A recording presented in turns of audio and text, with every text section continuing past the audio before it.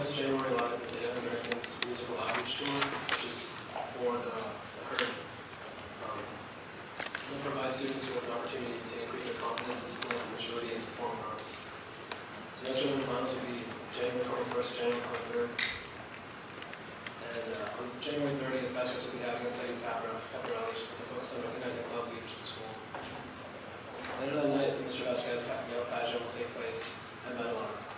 And alumni will judge students based on talent, knowledge, and clothing. The winner will receive 2 free prom tickets. Baskets will also be hosting a financial aid night on February 5th, which there'll be a financial aid representative available to answer questions about students quickly and fastly. That's all. No. I wish you the best of luck. All right. Thank you. Okay, we're going to move on to 10.2, AALAS STEAM Charter Petition.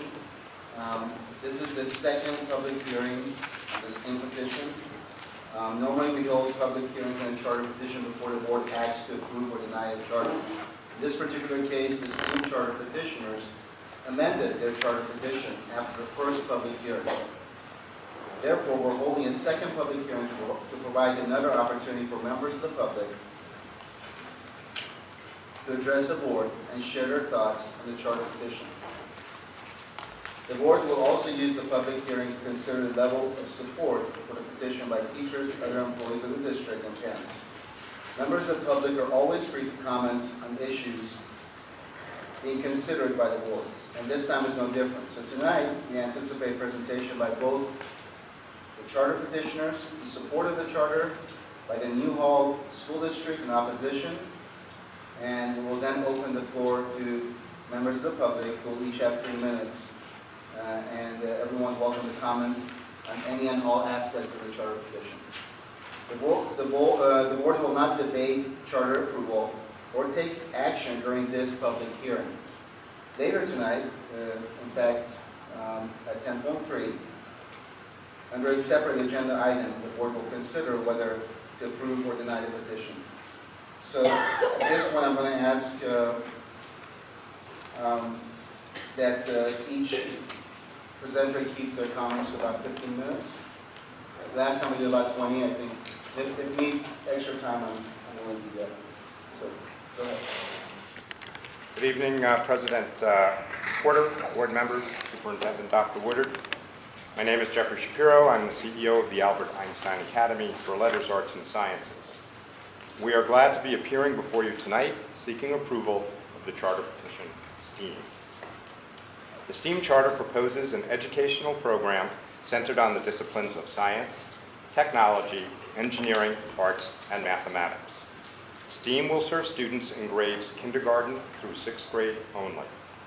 STEAM will offer a site-based program designed to serve approximately 700 students, as well as an independent study program which features a blended learning option for approximately 350 students and a home study option for approximately 150 students. As we discussed during the public hearing last month, the STEAM Charter is intended to replace the current operating SEV Charter. The SEV Charter School currently enrolls approximately 800 site-based and home study students with approximately 500 students on a waiting list for admission. STEAM plans to locate its programs at 2 sites, one located in the district's boundaries and one site outside of AADUSD's boundaries. The in-district site is located at Agua Dulce Elementary School. This facility is not large enough to house STEAM's entire program. Therefore, the remaining students will attend the second site, located outside AADUSD at 25443 Orchard Village Road in Santa Clarita. This location is known as the Pinecrest site. The Pinecrest site is located within Newhall School District.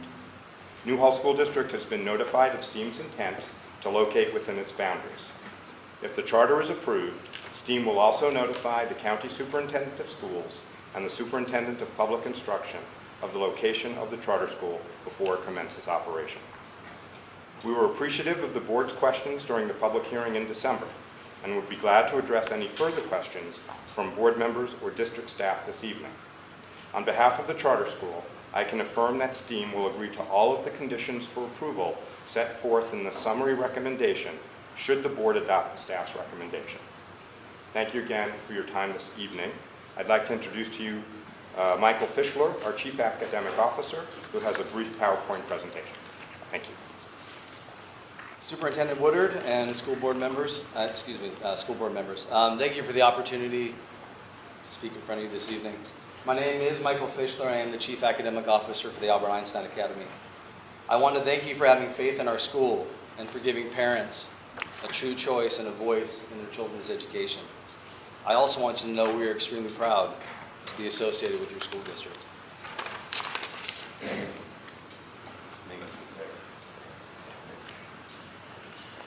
One of the things I'm most proud about being part of the Albert Einstein Academy is the fact that we are a true collaborative group. And I don't mean collaboration in terms of one teacher just giving another teacher a test. I'm talking about true collaboration, teachers working together for the betterment of our students. Teachers working with their site administrator on lesson planning. Administrators working with other administrators. Administrators working with the CMO, which I am part of. And then the CMO, we are a collaborative group as well. We debate, we argue, we come to some sort of consensus. We are a collaborative group. Now the reason I'm bringing this up, most importantly, we listen. And we did listen with some of the amendments you wanted to make in the charter. So I want to go over a few of those just to make sure they're clear. Albert Einstein Academy amended and submitted the STEAM charter petition and associated budget to ensure the following. Only students in grades K through 6 will be served by STEAM in both the site-based and independent programs. Included was an expanded description of the 2 independent study programs, blended learning and home study, including the facilities to be used for the independent study students. Affiliation of the Huntington Beach Resource Center was removed from the STEAM charter petition. Any locations for the STEAM charter school, aside from the one site identified in the charter, outside of the district's boundaries are not established unless Albert Einstein Academy receives board approval from the Acton Agua Dulce School District.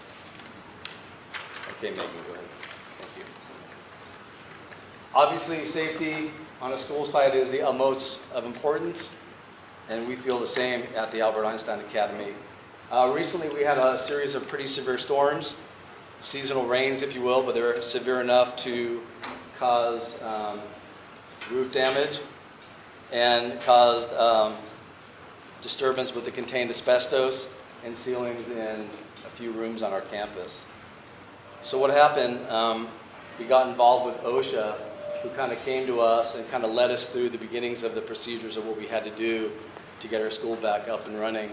And one of the things they suggested is that we hire a professional company who would be, if you will, our mentor.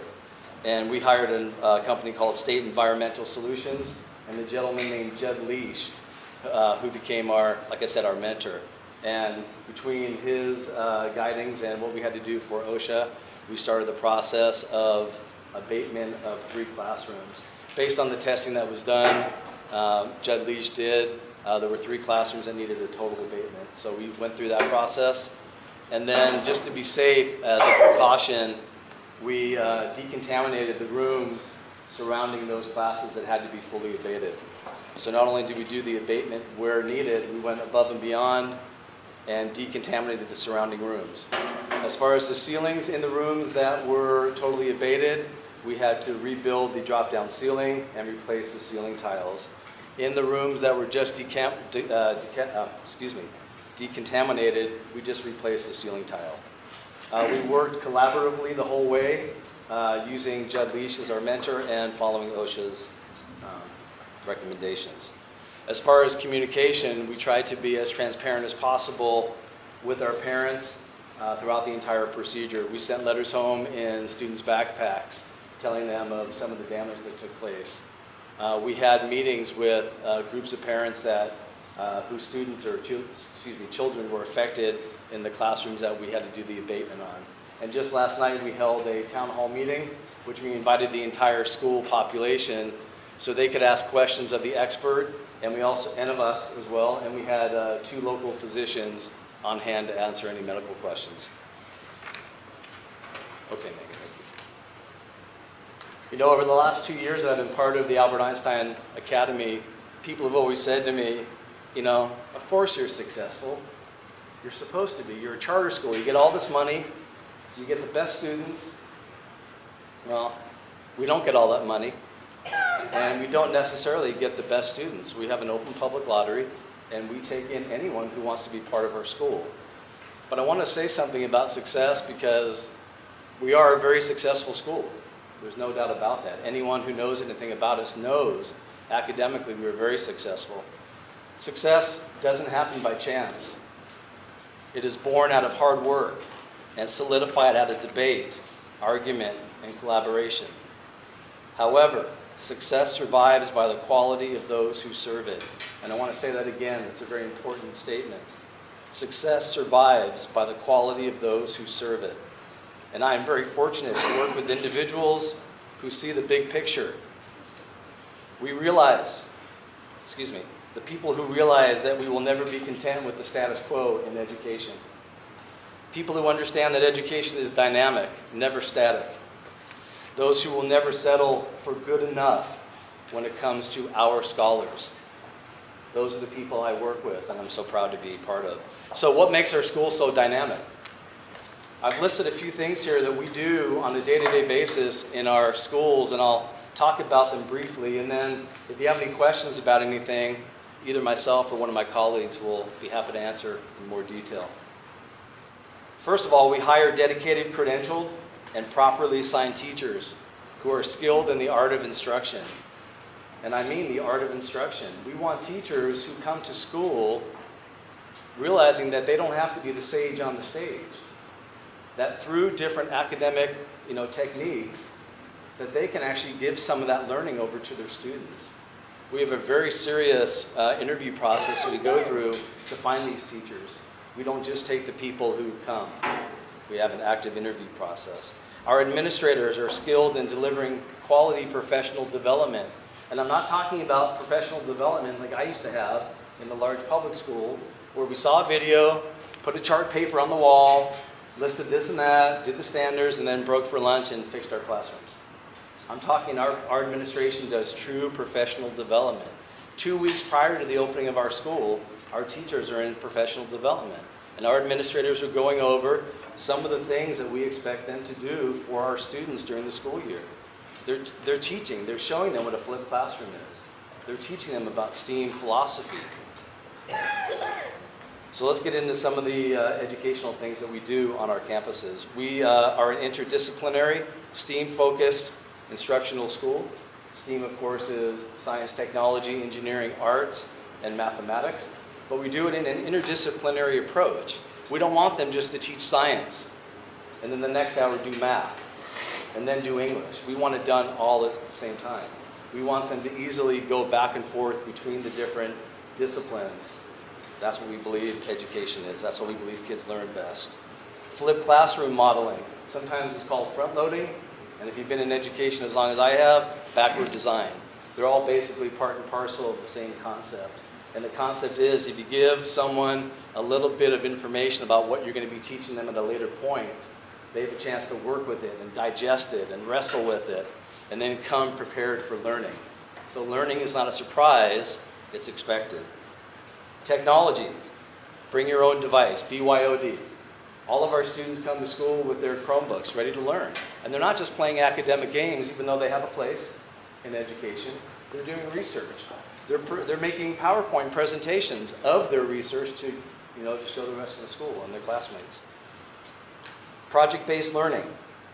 We are going toward a project-based learning environment where over a long period of time, children can answer and work and respond to complex problems. And we'll talk more about that later if you wish. Inquiry-based. Inquiry-based is where the teacher poses questions, problems, scenarios to the students, and then they expect the students to, in a collaborative group, talk about it and figure out how the best way to answer that question is. And then you come together as a whole group and talk about the different ways that there is to solve the problem. Houses. This is something we started this year. Dr. Ramsey started it. The housing program at our school, we divided our school into 4 different groups. Students from 6th grade all the way down through kindergarten are in each group. Leadership is one of our core values, and we wanted to develop a situation where our 6th graders and our 5th graders could be the leaders on our campus and show our younger kids the model in which we are teaching them how to be better students.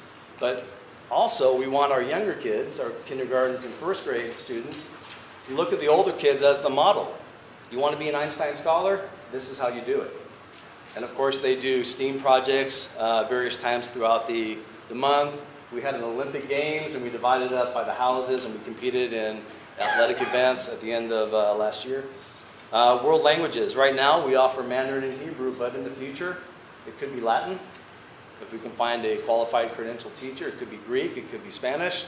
We believe in teaching world languages. As a matter of fact, we believe if a child starts with us in kindergarten and graduates high school, they should, in fact, graduate Einstein knowing 2 languages.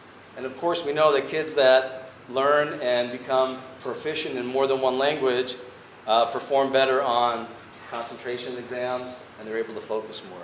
It's a major part of who we are, the world languages. Small class size. We still top out at 25. Some of our classes have 24, 23. And we all know that having a smaller class size means more attention. It also means that the kids create stronger bonds. They collaborate better. And of course, the last thing, we have an incredibly strong parent organization. We like to refer to them lovingly as our secret sauce. The parent organization comes in. Very strong. We focus on the academics. They help us with our lunch program. We focus on teaching children. They help us with our valet in the morning and the afternoon. It's a nice combination, a nice family atmosphere. So with that, I say thank you for letting me speak to you today about our school. And if you have any specific questions, either myself or one of my colleagues will be happy to answer. The opportunity to address you once again. As you see before you, our staff have come up with a list of concerns that we have pertinent to the revised STEAM petition that's been presented to you. Of particular note to me, because I know we had individual conversations at the conclusion of the last meeting with some of you about what a student population should look like at a charter school. And as you recall, I mentioned last time, it's incredibly important, in fact mandated by law, that the student population at the charter is reflective of the district, not only that it's serving, but the district that it is located in the event that it is an outside of the district location. And I'd like to be sure to point out to you that in the data that's presented to you by the charter, the schools that were selected for their comparison, Stevenson Ranch, Meadows, and Valencia Valley, happen to reflect a non-white population that's actually the lowest in our district. And what would have been a more accurate comparison would actually, well, more broadly speaking, would have been to take a look at all 10 of our schools for the most complete picture. But schools more immediately adjacent to the charter location at Orchard Village are actually the Old Orchard Elementary site itself, our Wiley Canyon site, and our Newhall site, each which have non-white populations in excess of the 48% at Stevenson Ranch, 50% at Meadows, and 44%.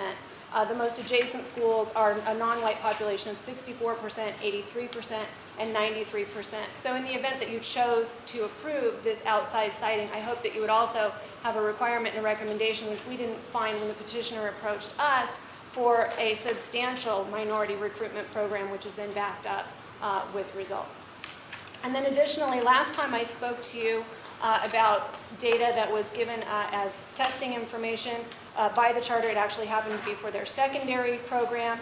But we also noted that it was mentioned that the students achieved great success, in fact, an 87% proficient and advanced rate on testing for the 2014 school year. But it is important to note that the only testing that was available in that cycle was for science.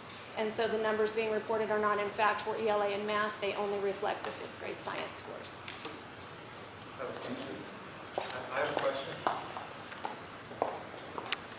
You commented on the, I heard you say a couple things about the demographic makeup that's reflected in the school.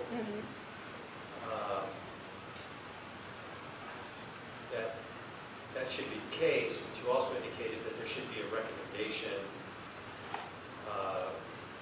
made if the charter was approved. I think what you said, that efforts be made, strides be made to make sure that that demographic match is achieved. Right, your district as well as ours. So are you suggesting that the petition should be denied because that that makeup is not originally there, or that there should be a recommendation on approval, that there be a condition attached to have that makeup? Well, I would consider it a recommendation to deny. In fact, it was among our reasons for denial when the petition was first presented to us, although I realize you've been presented with a different document.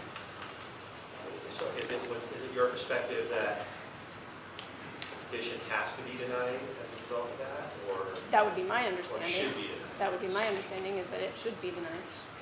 Sorry? My understanding is that it should be denied based on that data. Right, thank you. Good evening, governing board members. Sue Solomon, Newhall School Board.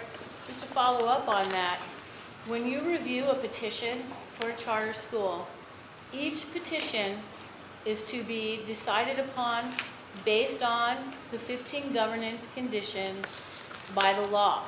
You could have one chartering entity and they can submit multiple petitions for different school sites, but each one of those is a single petition for a specific school site. So with that comment and having reviewed the documentation and the petition and the information that particularly surrounds the management of a charter school, it gives the appearance that the Acton Agua Dulce School Board would approve a charter to increase their general fund budget. And it behooves me to think that a school district, any school district, would hang its hat on the integrity of something like that. I think Acton Agua Dulce has a lot more going for it than just approving charters for funding. And I would hope that any charter you approve, you state you want to provide your students in your valley and other areas quality charter schools. Take a look at all of that testimony and facts and evidence before you make that decision to make sure that's what this decision is based on. Thank you. I have a few questions. First of all, thank you very much for the legal advice. Would it be your understanding that we do not have legal counsel? It is my understanding that you do have legal counsel. I see. Would you expect that if we had legal counsel, we would receive legal advice? I would hope so. So your thinking is that we're ignoring it, or we're just not very intelligent? I just want to understand, because it seems like once a month we get the parade of insults coming from the community down south that somehow we either aren't getting advice, don't understand the advice, aren't acting in alignment with the advice. So I just really like to understand, what is it that you're thinking we're doing? What am I thinking? Yeah. I'm thinking that when I read 1 + 1 = 2, 1 + 1 = 2, that there are facts based on, there's a guideline of how you approve a charter. And How many charters have you guys approved? we have, it's not about how many you approve, How many it's have how you many heard? you look at. How many have you heard? I've looked at one, and I've looked at it in great I don't have any more depth. questions. Okay? So I hope you just make this decision based on facts and evidence and not for any other reason. Thank you, ma'am. Hello, Ronna Wolcott. I'm the Assistant Superintendent for Business for Newhall School District. And I had some questions about some of the information that you looked at in support of a finding that you did not have sufficient space to accommodate this charter within your own district boundaries.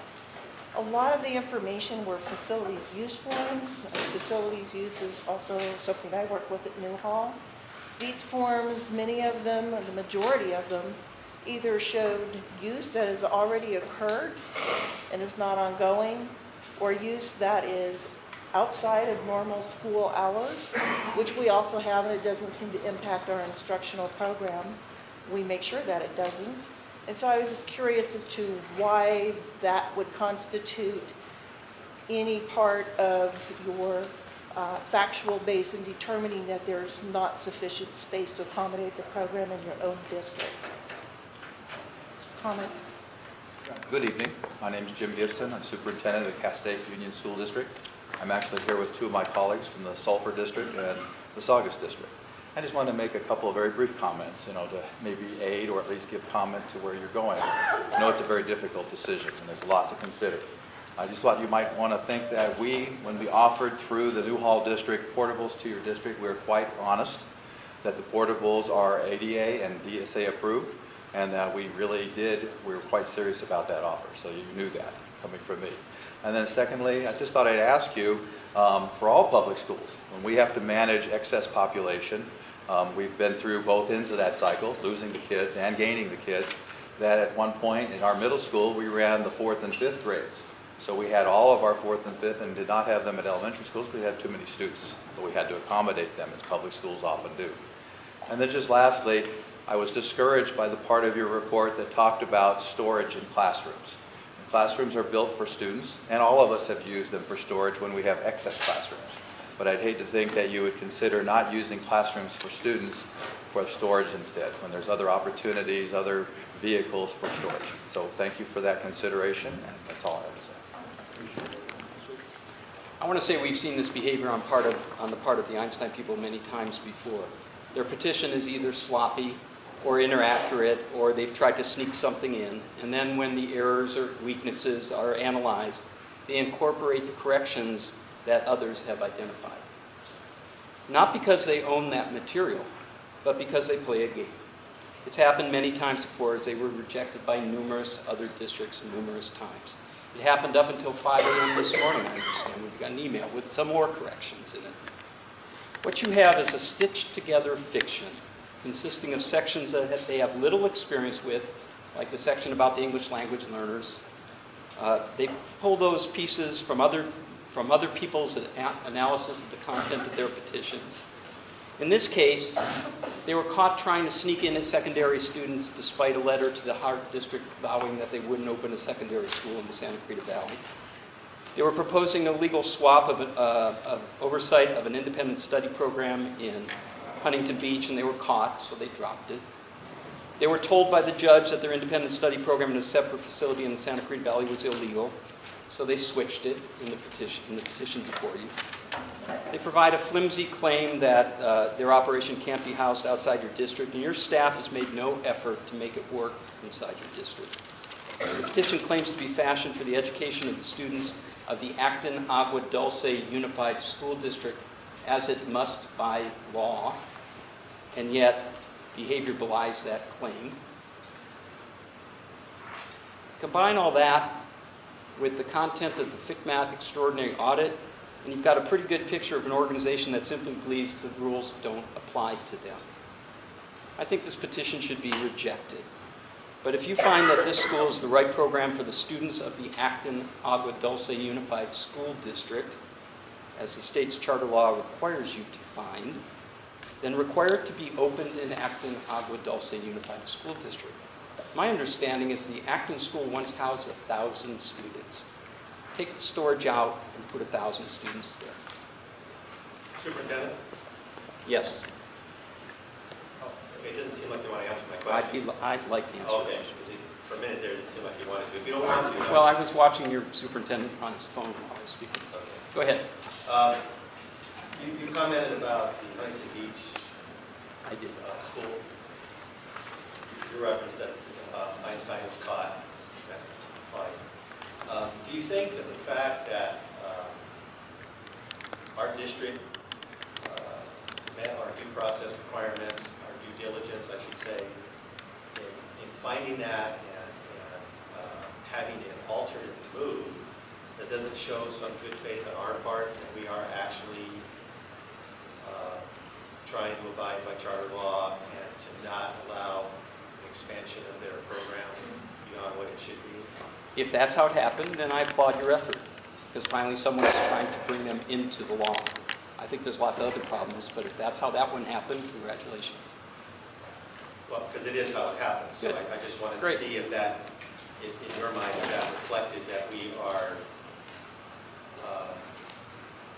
meeting our requirements as a LEA to watch herd over that petition and make sure that it is operated properly and within the confines of the petition. I hope that was your motivation. Thank you. My name is Ron Bird. I would like to urge that you reject this petition So anyways, bring our students back home. Get the ADA money for them. That is a lot more significant than 3.5%, whatever you're charging. Okay? And let's not forget about legislation. Legislation got vetoed by the governor last year. That legislation won't get vetoed because the governor's involved from the get-go. Anyways, these public hearings that we've had give Newhall ample reasons to continue with this litigation. And let's not forget Education Code, I believe it's 47614. And that deals with schools, districts that charter schools. You have to try to make accommodations for them. I'd like to point out, yes, Acton School at one time housed 1,000 students. And I know there are other schools in this district that have classrooms that you could move and use storage. Like here, I'm sure there are vacant rooms in this classroom, in this school, that you could store stuff at. Acton School also has 3 vacant pads that portables could be moved onto it to accommodate. Anyways, the way I look at it, this district is stuck in a hole. Stop making things worse. Stop digging, making that hole deeper. Use the FCMAT report for Einstein to turn this petition down. That FCMAT report was terrible. I can't imagine a worse report. Einstein presented academics, but did they say anything about their finances? Those finances are terrible. Reject this petition, and then you can settle with Newhall. Newhall's going after their attorney fees of over $200,000. Attorney's fees this district can't afford to pay, and you might have to pay for them. Don't sign an MOU with Einstein. Sign an MOU with Newhall to resolve this. Let's stop going to court. Anyways, you probably can get a good settlement with them. That's about it. Anyways, reject the petition. Mr. President, before we close the hearing, I would ask for the board to consider a recess while the hearing is still open. For 2 reasons. I would like an opportunity to review the supplemental submittal by the Greenhall District.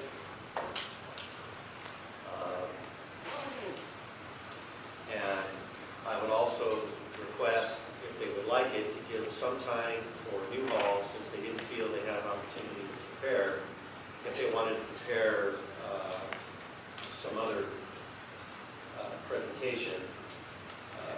I just want to ensure out of an abundance of caution that they've been able to present everything that they wanted to present. So I would like to invite them during the recess, if they want to put something together, and then invite them back to talk to us. I'm okay with this. And then I would like an opportunity to sit down and review this. Would you like to go back in closed session since we suspended closed session? Or? Well, how does the board feel about that? Should we just go through? let's get the opinion of the rest of the board. I would Mike? request. Matt? I feel strong about it, I'm fine with it.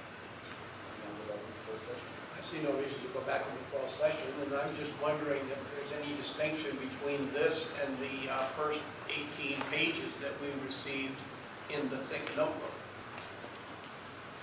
Well, that's a good point, Mr. President. I would ask that whatever representative from Newhall would like to come up, if they could summarize in bullet point for us what the main items are on the supplemental report, so that we can incorporate them into our deliberation. Actually, we've submitted it for the record, and it's part of the record now. But we're voting tonight. Well, that's up to you. We've submitted our comments for the record. Is there anything new in here that we haven't already been up to all these weeks been able to consider? Yes. Do you care to discuss it with us now? We've submitted our comments. Okay. Those are our comments. All right. With that, I'm already looking at some issues that could be a little legal. Yeah, let's take a recess. So I'm going to request that we recess the hearing and reconvene closed session. Let's take a recess, and just for a record, I'd like to point out that the format we had tonight is exactly the same as the last format we had, which each side will make a case, and then we'd have the public hearing, as the public comments from the parties. I just need to clarify, because your council told us last time that we'd be allocated time. This time, we were not told that. We were instead told that there would be this second public hearing. We were not allocated any time. Certainly weren't told that there would be. Tell you we were going to give you time to present your case. Well, that would Did the judge assume that tell you any that? of this has made common sense. Perhaps common sense would have you But when you prepared were in court, anyway. even the judge. We told have you. submitted our documents, and to that point, when we received documents this morning, what do we have to be able to prepare with them? Okay, we're going to take a recess, and I we'll be back shortly. would like to make a motion that we convene into closed session so that I could ask what clearly appears to me anyway to be legal issues that are probably inappropriate to discuss. I'll second the motion. So we have a second. I would ask you to call for a vote. Aye. Aye. And we're reconvening a regular meeting at 8:58.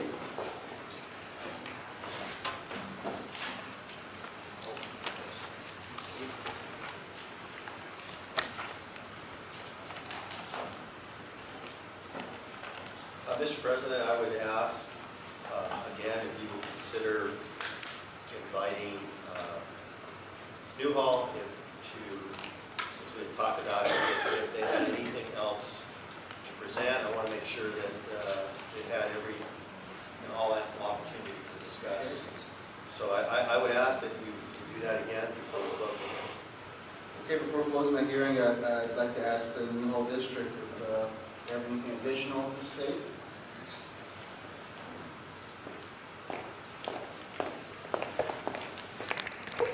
I think you know we had very little time with the information that we were provided. We have done a complete report. We did an addendum, which you have. We don't have anything to add to that. Okay, and with that, we're going to close the hearing that we opened at 7:42. We're going to close this hearing at 8:59. And all in favor of closing? We're going to do that, right? It's on here.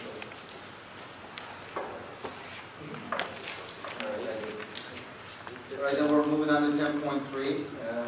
The resolution 14-15.08, consider AEALAS STEAM Academy. It's recommended that the board consider resolution 14-15.08 as presented. Do I have a move to it? I'll move. I'll second that. And we're opening discussion now. Mr. President, may I open the discussion with making a preliminary little short statement, please? Of course. What I would hope that we will discuss tonight. I usually don't read from a prepared statement, but I'm going to use this as an opening.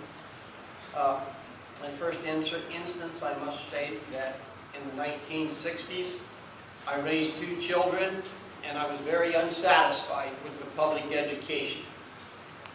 Both children were very soon enrolled in private schools. I was very much in favor of a voucher system where my tax dollars could be used for my children, even though they were in a private school being paid for by my money. The voucher system never came to be a reality, but I believe that the charter schools is somewhat of an offshoot of that idea.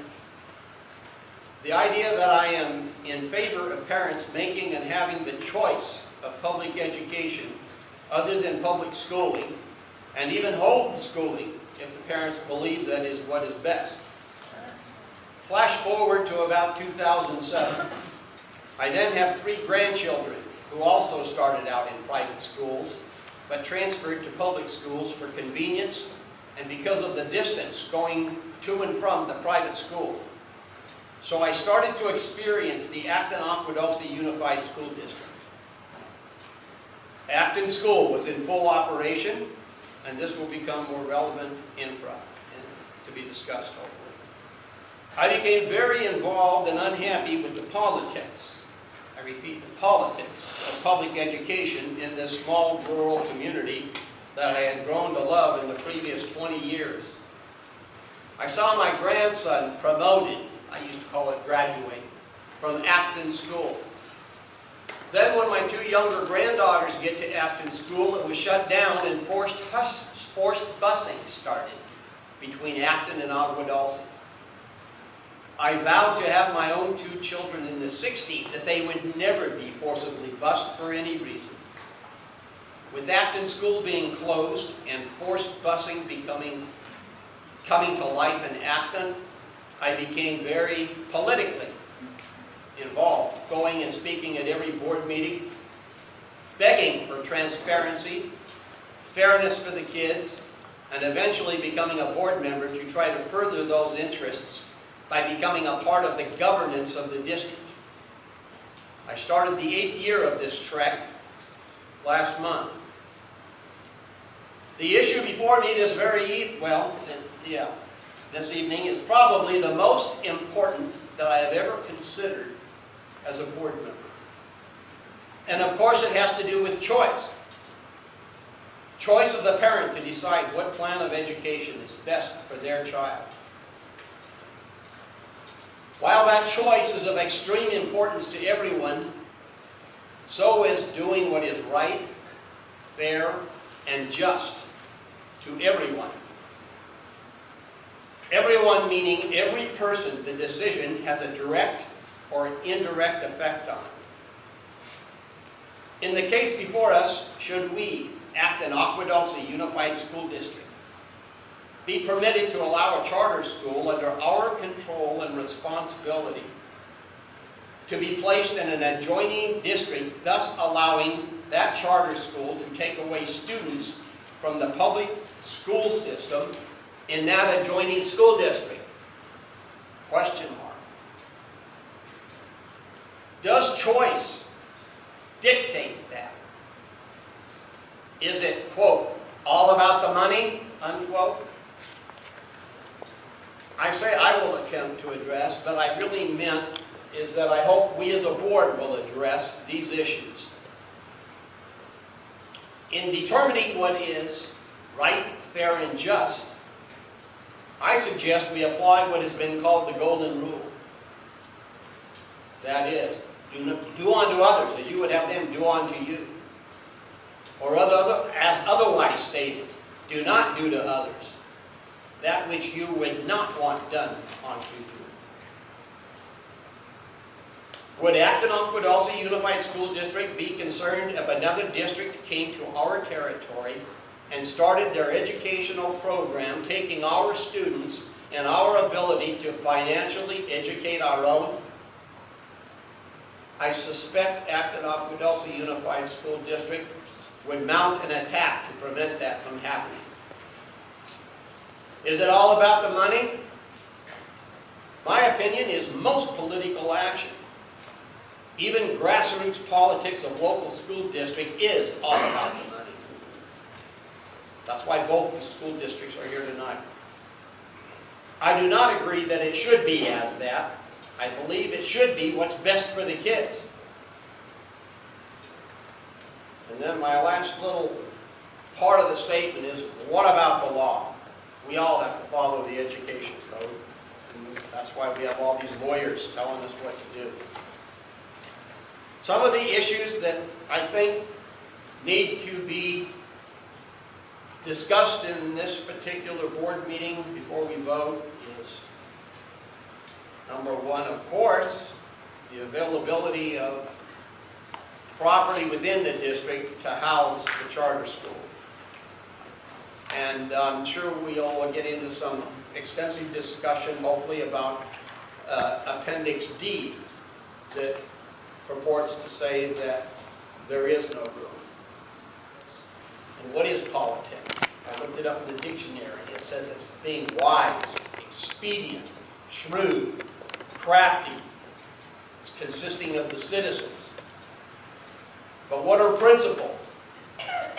Principles are rules of conduct and ethical behavior fundamental truths or doctrines on which others are based.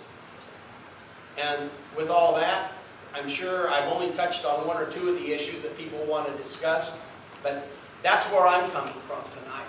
And this has been 5 or 6 weeks, if not longer, of intense studying on my part and intense soul searching to see what is right and what is wrong. And that's just the tip of the iceberg. Of course, it goes back to 2013. I've been quoted by the judge in the case of the lawsuit, twice in fact, in the transcript and in his ruling, which started out as Kennedy ruling, once by name. And I have not made my definite decision. That's why I want to hear from all this. And I have listened to everything that everybody has said at this public meeting and the last one. And the Antelope Valley Press once quoted me. This is what I'm going to close my preliminary statement with, Mr. President. The Antelope Valley Press quoted me before I was sitting on this board as the quote of the week. And it was when I couldn't get the transparency from a previous board that closed up this school, sweeping it out from under me and all the other people like we were standing on a carpet. And then they wanted to rip out all the portables around us here at the Acton campus. And I said from that microphone in this very room that that previous board was trying to gut that school like a dead fish. Well, it did not get gutted, and all the stuff is still standing there. And my main point that I hope that we consider and talk about tonight is Appendix D, because personally at this point I am not favorably impressed with Appendix D. Thank you. Mr. President, I'd like to comment. Let me just start by reacting Okay. Let me just start by reacting a little bit to Larry's point. As always, very eloquent, and I think many things very well stated. However, something that you said struck me as fundamental to this whole debate, which has been going on for a year. Your application of the Golden Rule was in regard to the other school board. How would they feel if we were taking their students, or if they were taking our students? And the very moment we cross into that threshold is the moment in which we act like we own these students. They belong to us. These students belong to the parents, first and foremost. And what gets lost in this whole insane circus is the idea that we shouldn't very much care about the feelings of the New Law Board. I don't care a whit about them, if I haven't been clear. Nor should they care a whit about ours. But what they ought to care is about the hundreds of people that get up every day and are thrilled by the school they go to there, who vote with their feet every day. And who are they, or us for that matter, to tell them, you don't know what you're thinking, the school you're going to is actually not very good, and we're shutting it down. That's shameful in my mind. And so the Golden Rule for me goes out the window in regard to that, because we're forgetting our job as government officials when we start worrying about whether or not we're treading on some other government entity's feet. I was thinking today about my day. I made airline reservations today. I went on the internet, and there were 24 different places I could choose from. And on one of those places, which happened to be the best one in my opinion at that moment, there were 12 different airlines I could pick from. And I picked one of those. And all of those people at the internet sites and at the airlines were all about trying to figure out a way to attract me to them. And I thought about my morning. Should I stop at Arco and Shell? Should I go to Starbucks or Pete's? What should I stop for on the way home? Turns out I stopped by Chick-fil-A, right?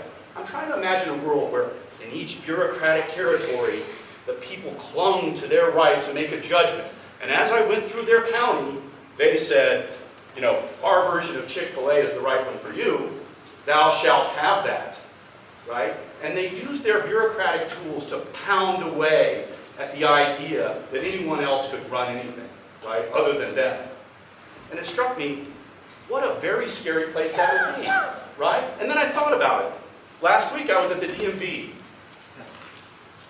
I see you smiling out there, and maybe even if you're on the other school board, you might smile about it because you know what it's like when you're in a monopoly, right? They had sent me a notice that my license had been suspended because I hadn't submitted my insurance documents. I had a file that showed a copy of my insurance documents, but what did I need to do? I needed to go there and wait all day. And when I got up to the counter, they acted like it was my privilege to show them evidence that I had previously paid the bill. And they questioned whether or not they ought to waive the late fee and the charge because they couldn't figure out the code to waive the late fee and the charge. That is exactly what happens when somebody next door to the DMV isn't saying, come over here, come over here. We'll do it a little bit better and a little bit cheaper. And you know what? You can still decide to go to the DMV, but you can also decide to come over here. Who's the loser? The only loser, going back to Larry's example, is the bureaucratic organization who lost the customer because they didn't get it done. And really that's what it's all about. So for me, I don't want to live like that. And in this particular circumstance where we're piling through documents this thick, it reminds me so much of another experience I'm sure you all had, especially if you live out here. Try to get something approved on your house. Standing in the rain after 6 months of waiting for the home inspector to come by. He may show up, he may not show back, but he's from the government and I don't have any choice. And I know when he gets there, all I really want him to do is look at my gutters. But I've been told by everybody, he could come in, he could literally condemn my house and turn me out onto the street. Why? Because he's got a rule book and he's from the government. And he can hire attorneys and he can nitpick away at me and beat me down all day long and cause me to not be able to do what I want to do to live. Now, I'm not saying that we shouldn't have safety and standards and all the rest of it. I'm saying there's a moment in which government gets out of control. And its very existence is so important to itself that it uses every tool at its disposal to grind away. That is called tyranny. Now, some have suggested to me that we run away because we might get sued, right? I'm not about to let you take away freedom, right? Because the net effect of this is, forget about the fights, forget about Newhall, forget about us, forget about the lawyers, forget about the rest of it. The net effect, if we don't do our jobs, is that people are going to wake up and they will have lost choice. The school district board will have won, so they can put a mark on their chart, and hundreds of parents and students who consciously can still go to that school will not, they make the choice not to now, they won't have a choice. They have to go there. That is detestable in my eyes. Detestable. Disgusting and detestable. Now, I'm not a judge, so it's very possible that there's some arcane rule. But what I can tell you is we have spent more time, from what I understand, I also am very insulted by the way we've been treated. Because we've done more working on this kind of stuff than anybody else in the state of California. We've hired more attorneys, more experts, and God, let me tell you, we spent more time looking at all of the piles of stuff thrown our way to try to ramrod and cause tyranny to rule. And in the end, good luck. You may win. I don't know. I'm not a judge. But I can tell you it won't be right. It won't be right. Because the parents and the students will wake up and they won't have a choice that they had the day before. That won't be right in anybody's book. So for my part, it's pretty easy for me. And it's easy for two reasons. One, the philosophical reasons I just stated. And two, importantly, because we know this was going to happen, we have been incredibly diligent. We are volunteer board members who spend hundreds of hours defending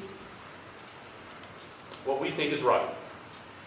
And we do it because we think it was right for the people in our community, and the students and the parents. And the idea that people question our motives and call us names and criticize us, I mean, we've been really careful not to fight back, and my school board members are all up here probably wanting to jerk me out with a hook, right? Because because I'm willing to go on the record. But man, the abuse has been hurled upon us the entire time. You know, people show up and call us duplicitous, and they claim we have all these, how could you possibly know what our motives are? And what, by the way, are yours? So for my part, I'm going to do the right thing, and I'm going to vote in favor of this. Based on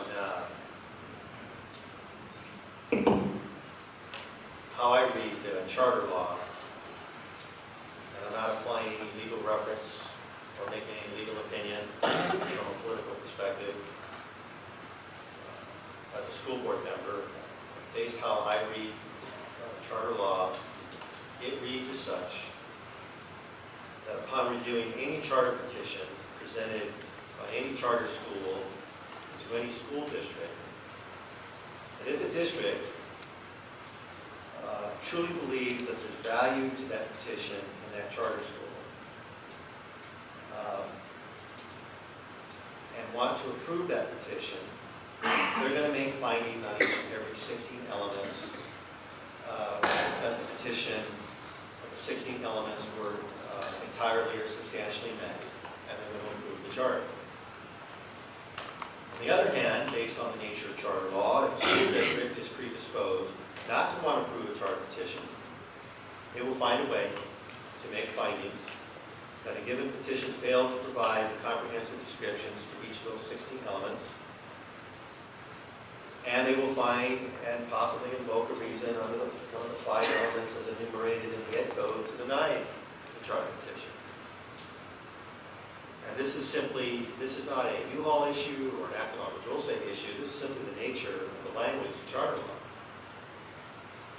And it can be argued, as Matt said, this can be argued ad infinitum, whether a petition meets or does not meet the merits of the Ed Code. And in the end, it's clear to me that as long as the school district and its governing board performs its due diligence, follows the Ed Code, provides objective facts and findings in support or denial of the petition, and in the end, the school board's final decision boils down to a political one. And if we don't think we're political, everyone needs to think again. Every one of us, whether you're in Newhall or in acton agua dulce, is politically elected. We're popularly elected for the political process. We're here to meet the individual needs of our parents and our students.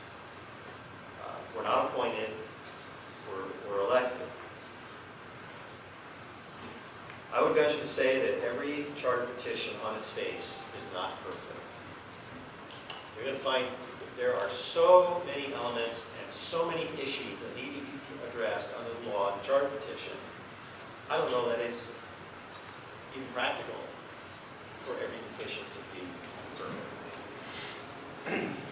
As such, a district in which the petition can find a way to deny, or a district can choose to work with the petitioner to approve a charter's petition and its proposed operation, and to allow them to operate, and if the district feels that on balance the charter petition has educational value, it has the ability under the law to work with that petitioner, with that charter school, to improve the areas where we think there might be some deficiencies. There's nothing in the law, as I read it, that suggests that, they forgot to cross a T or dot an I, that's termination of this petition, we're done. That certainly happens in the real world, but it's just the nature of charter law. So with this said, and under the direction of the court, a new, and I'm just going to refer to them as ADA, otherwise every time we say the name, it'll take 12 minutes. We heard the new ADA petition on December 4th. There were items in that petition that were of concern to me, because contrary to what might be stated by others, we don't whitewash these things, and I would put up our vetting of petitions and the manner in which we do it up against anybody's. We found some things, at least for me personally, that I didn't think were appropriate. And we made the appropriate, we took the appropriate action to have those things removed, such as the Huntington Beach site. Hence, here we are at another hearing, another petition. Now, as I understand it, the main point that we need to focus on tonight has to do with the provision of charter law that addresses where a charter school can be located in relationship to the improving LEA, which in this case is acton, dulce. The court is looking for specific fact-based findings on whether there is or is not availability to house ADA within the political subdivision. I think we've exceeded the court's expectations by making findings on all of the petition elements, but there's no denying that that was the reason why we're back here. That's what we were supposed to focus on. So I would like to do that.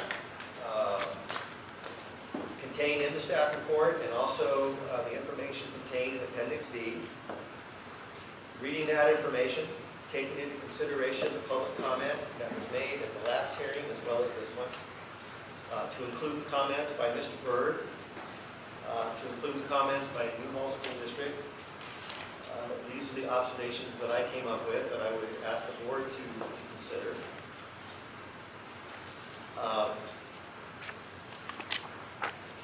My individual findings as an individual board member are that although the Newhall School District advised us that they consider the real estate letters submitted by ADA and their petition as conclusionary, and I'll let the legal minds argue over the definition of that term. From my stance, I found that the letters to be credible in that they outlined a process taken to find property versus just a singular statement that there were no sites available. So I don't see them from my perspective as conclusionary. It identified a process and they went through the process. Additionally, I've lived in this community for 18 years. And I have yet to see a site that would house the level of education program and student population that ADA is offering. And because of my own personal experience, that just continues to add to the credibility that I apply to those letters. In other words, I find no reason to doubt those letters.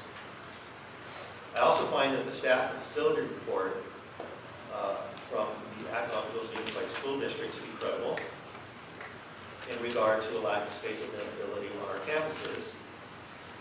And it is clear that by using some level of stretch of the imagination, that the only site that could even be reasonably considered would be the Acton School. And in fact, former board member Ron Byrd has targeted on that. That's where his focus is.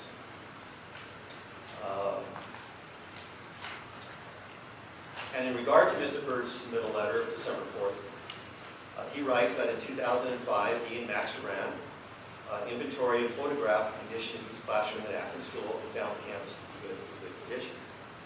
One of the Achilles heel I find with that is that was in 2005. We are a long way from 2005 from the time that Mr. Byrd left the district's governing board in 2009. And much has changed since then. It's also understood by those who have been around this long, to include Mr. Byrd, that dating back to 2003, if we want to incorporate public record, that there were budget issues and discussions and debates, and a lot of machination over the fact that the district was continuing to pay leases on emergency portables to the state of California, portables that even back then were not inhabitable. Now, it is true that today all portables on the campus are owned by our district. That is in fact true. But I also agree with staff's assessment that a number of those portables are not inhabitable and in disrepair. In taking both an objective and critical look at the facility report, the fact that some rooms are being used for storage, I will agree with comments from business officer at Newhall that throwing a bunch of furniture in a room doesn't necessarily X that room out from consideration, because we could have a bonfire with excess furniture and solve that problem.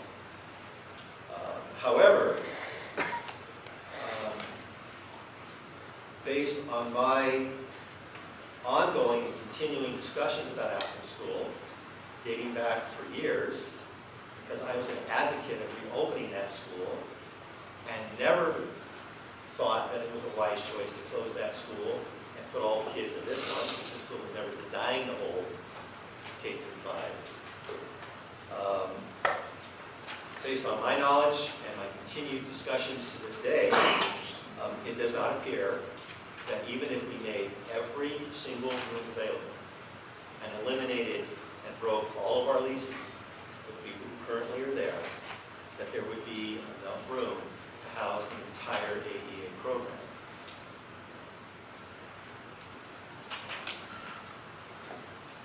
I think it's also in evidence that I base some of my factual findings on, is that in the 2013-14 school year, because of the efforts of Newhall to prevent AEA's operation in the Santa Cruz area,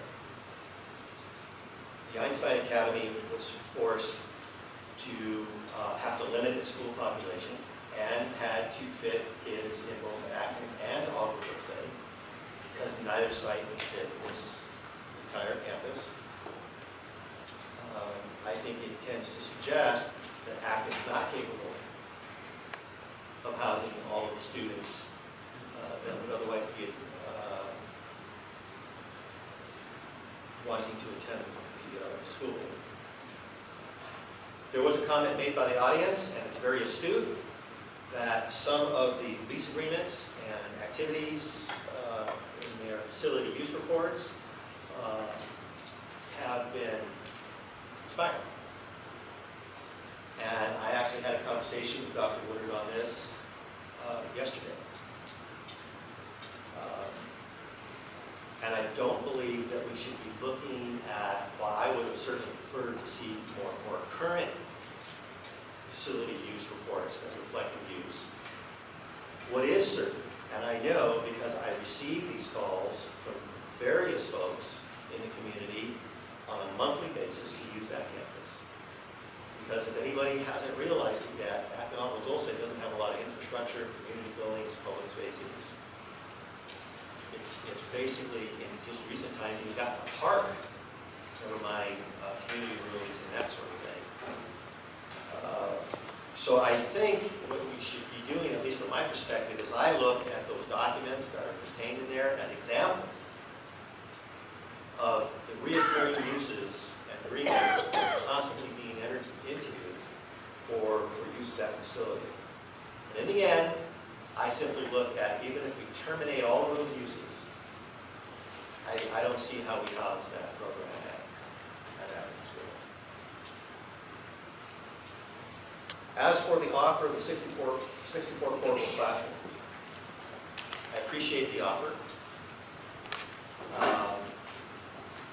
I had extensive conversation with the superintendent on it, but I also offered my own understanding as a 9-year member of the school board as to how we would be able to facilitate a move to 64 portables and whether it's feasible to get 64 portables operations. Now, there are a ton of issues related to the fire department, related to water access, related to a number of things that would suggest that that's not a feasible resolution to this issue.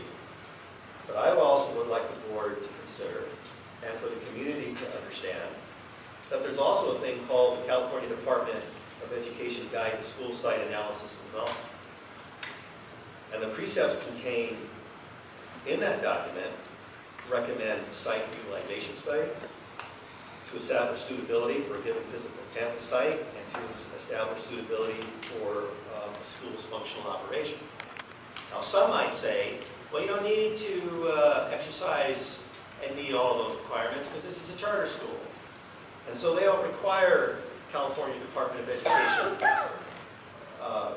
guidelines and requirements or DSA guidelines. And they don't have to follow the same ed code requirements that regular school districts do.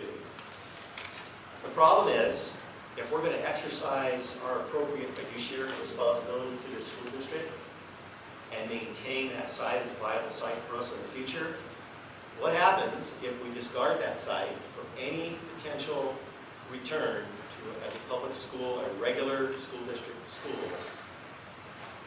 And 64 portables came in without the benefit of architects, without the benefit of DSA submittal. It's one thing for those portables to be DSA approved. It's another thing to have DSA approval to plant those things. And for the county to agree to have those things planted. And for the fire department to agree to have those things planted. The fact that the DSA approved is only one element of consideration when getting those installed. So my belief is, and I would ask the school district or the school board to take this under consideration, is are we going to abdicate our responsibility, our fiduciary responsibility, and just say, you know what, we don't care, let's put them on there, let's get it in here, let's avoid the lawsuit, let's get them all crammed into Acton School or agua dulce school. And what happens if Einstein were not to exist any longer? I don't know anything in life that's guaranteed. Okay? So what do we do then? And what kind of trouble will we be in then? And how will we be looked upon by our community when we say, whoops, you know, and I'll be gone by then. I've got 3 years left, I'll be gone. I don't want my neighbor calling me saying, what kind of screwball,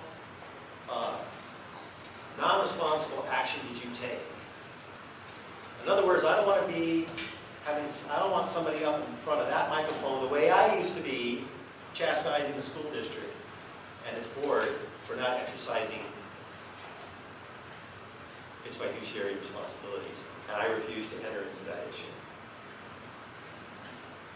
I'm coming to an end, so if you bear with me, Mr. President. There's been a lot spoken about the FICMAT report.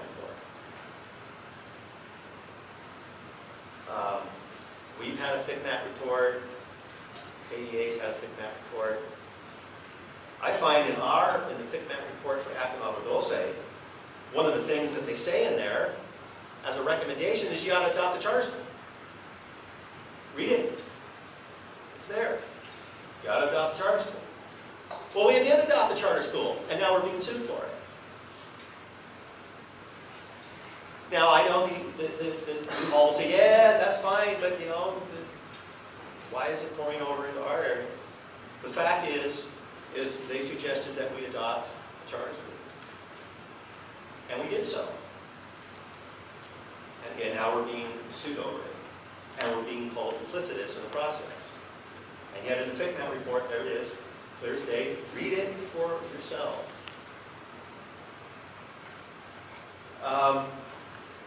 I had some legal questions based on my initial review of the supplemental public comment that was submitted by the Newhall District today. And that was the reason why I requested to go back in closed session, because I didn't think it was appropriate to discuss that in open session, because it's a legal question relative to an ongoing lawsuit. So once I got those questions answered, I took the time to review this to the best I could, understanding that we had limited time and a bunch of people out here waiting for us to continue to facilitate this hearing. And what I see on the submittal is additional argument and opinion that can be vetted out in the courtroom, but I've not seen anything that actually addresses any additional factual evidentiary information for consideration, other than on page 12, it discusses an updated target population, and I've taken that into consideration. And maybe some other board members will comment on that aspect of it. From my perspective, when a charter school opens, how do you hold them to the target population? I'm just talking in general. To a target population with a fairly significant petition. What do you hold them to? Especially with the way charter schools have to populate their schools and the process they have to go through. So I don't know that we're that far off. I think it is an issue for us as a school board to oversee. So while it is new factual evidence, I don't see it as an element, in my opinion, to deny the petition on. But other than that, I have not found anything else in here of factual evidence. So when the time comes, Mr. President, I'll be making a move to amend the resolution to incorporate these new documents, but it's premature at this point since we're still under board discussion.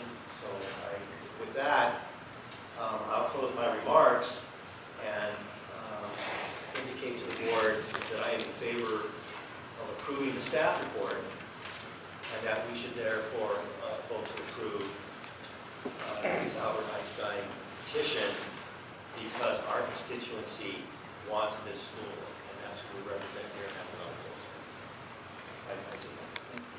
So, I did not vote on this the first time around. I'm the newest board member here. I've looked completely, as we all have, but certainly for me, through the entire petition, backwards, forwards, inside and out. And I agree entirely with the findings that staff made. I came to my own conclusions based on my thorough review and the testimony, specifically and most importantly of the students who were here on December 4th, with regard to the program that you're providing. I agree entirely with the staff report. Specific to the location availability, I think Mr. Distaso expressed that very adequately. I agree with you entirely. I do not believe that there is a realistic opportunity to either put 700 kids at acting school or to dump umpteen portables on the agua dulce side in the floodplain with the fire concerns and everything else. It's just not reasonable, which is why their school was divided between the two sides, even in the total lower head count last year. Now, I'd like to go back to the program itself. Our teachers may be here. My kids are with you. You do a wonderful job. That is not to say that there's not other people out there doing a wonderful job, doing things differently. And it is clear to me from both the petition itself and the testimony of the students we've heard from, as well as the many students and parents I heard from over the last year and a half at Acton. I would also, we were split there, as well as down at Pinecrest. I made an impromptu, unannounced visit based on the traffic concerns. And I'll get to that in a second, just because when people come here and they talk about traffic concerns, I said, okay, and I took a half day off from work and I went down there. Once I got there, of course, I announced myself, because it would be inappropriate for a stranger to be hanging out outside watching how things go. But again, I was, once it was clear who I was addressed by multiple parents who once again expressed dissatisfaction with the educational program there. Additionally, along those lines, we keep talking about the test scores, and I'm not refuting. I'm the first person, I said it before, I'm an engineer. I measure things. I measure myself at work, I measure other people at work, I measure our district's performance, I measure our teachers' performance and our school's performance. Measuring is important. It's not the only thing. So notwithstanding the fact that their numbers are good, the fact that a student came in here and addressed us in Mandarin, and I think she's obviously a less than a 6th grader, to me says there is something that's being enriched there. Now, not for my kid. When I was a kid, I'm a little, maybe a little younger than one or two of you, it was all about Japanese. We thought the Japanese were going to run the world, and everybody was learning Japanese back then. No, maybe it's Mandarin. And for obvious reasons, I can understand why some of the other language choices that they're wanting to provide would be their Hebrew, Arabic, ultimately Latin, is the foundation of science. I understand that. But notwithstanding the fact that I think that perhaps that's transitory, doesn't mean that those kids aren't getting enriched by it on top of their stellar test performance. Okay, so and on top of their testimony and listening to the actual students, which is really who this is all supposed to be about. So I think that they have a fantastic program. I have the opportunity to do it for my kids. I choose not to. There's other fantastic things we do. But I think their program is excellent. Now, I would like to focus in, because I am also, I take a skeptical look, and I look very closely at the demographic issues. If you'll remember, at the last meeting, it was myself who, even prior to the dossier we were provided by the folks at Newhall, was asking questions with respect to the demographic issues. First and foremost, we'll get to the numbers, but first and foremost, on my impromptu site visit, I'll tell you, I was concerned I might find, I don't want to stereotype, but a country club. I did not find a country club. I found a very diverse mix of students. I saw fancy cars and soccer moms, and I saw cars that had been on the road a long time with grandmas driving. But that's not numerical. The reason I asked for your guys' demographic data, and I am fully aware that their goal is to have a recruitment plan, for lack of a better phrase, I may not be using the correct phrase, to achieve statistics like ours, as we're chartered. I understand that, but thank you for pointing that out. The reason I wanted to look at your demographic data is because I was trying to understand why we continue to come to two different conclusions, because we all are supporters of public education. And when I looked at your guys' demographic data, one of the things you put in multiple letters to us is your concern of creaming, and I agree. So when I looked at that demographic data, I was looking for evidence of it. And for me, I did not, because I saw within your own district, notwithstanding the fact you're supposed to look like us, and they're close, not quite there, notwithstanding that, I saw in your own district, forget what they chose to compare themselves. Schools with extraordinarily high minority content and schools with extraordinarily low ones. And you expect that because there's different neighborhood makeups. But the point for me is why I decided I don't see evidence of creaming. I see a good faith plan, and a plan that's working, is because if they were creaming from your student base, which is what your letters to us say, then my expectation would be their school would be less diverse than all of your schools, or less diverse than even a majority of your schools, and they're not. So they're not creaming from your population, because you have at least 3 schools that are less diverse than theirs. So again, I understand the concern. I just arrived at a different position. Their goal is to look like us. I think that they've done a good job getting close. They're not all the way there. I don't believe that in any way, shape, or form there's been a plan in place to somehow cream and select, because the statistics just don't show it. When you look, you just don't look at the aggregate, you look at the different schools, and I already pointed out why I come to that conclusion. Now, the other thing, I went one step further, and I said, well, gee, okay, the lawyers tell me it's goal. What happens when goals aren't always hit? Well, Tom Torkelson reports on the state charter schools. And in Tom Torkelson's report, which anyone can find online, he knows that the state charter schools failed to, the state charter schools were underrepresentative of some of the socioeconomic groups. That's the problem that they have with regard to our numbers, and I fully expect us to work to improve that. Even when the state's charter schools recognize that, Tom Torkelson's letter says, well, if they're severely out of bed, we work with them to fix their plan. But they're just mildly out of bed, so it's okay.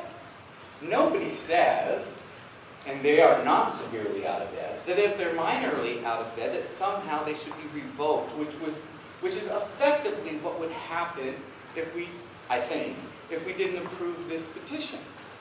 So I see evidence of a plan that is by and large working. and as compared to our district, which is what the goal is. So I was worried about that, and I appreciate you providing that data. I do. It actually helped me because that's one of the things that's sitting back there. So in total, I find that, you know, they're doing a good job. I can see it in the test scores. I can see it in the kids approaching us. I can see it in the passion of their parents. I mean, in all good faith, I don't think that I could find differently than that of my staff. In fact, that's how I found before I read the report. Lastly, I did want to just briefly, when I did go down to that campus unannounced, the reason I went was primarily for the traffic thing. And I just want the folks in Valencia to know that, you know, they came here, they talked about it, I looked at it. And what I will say is that I went, their school lets out at, I believe, 3:15. I worked down in El Segundo. I made darn sure I would be there in time, otherwise it's all for naught. And in fact, I was there at 2:30. It was not my intent to compare and contrast to your school, which happens to be right around the corner. But since I was there, and it's approaching 2:45, I could not help but notice the congestion associated with the Meadows School on Mill Valley and Fadal, I think. It's not my intent to compare and contrast. But in all fairness, the congestion associated with your school, which is much like ours, which was Mr. Distaso's point to the lady who talked to us last week. You know, chaos. Their location on Orchard Village actually has far less impact on any neighborhood than ours, which are all clustered in neighborhoods. The order with which the cars were lined up, far more orderly than ours and yours from my examination of your one school, which I happen to. As far as the valet service, you know, one of the things we talked about is learning from each other. But briefly touch on that because hopefully when the lawsuits all end and we can actually do what I always hope we can do with this, there's a couple things that I learned just from this process that I would like us to consider, Superintendent. One of them is, you know, we do project-based learning. We do teachers collaborate.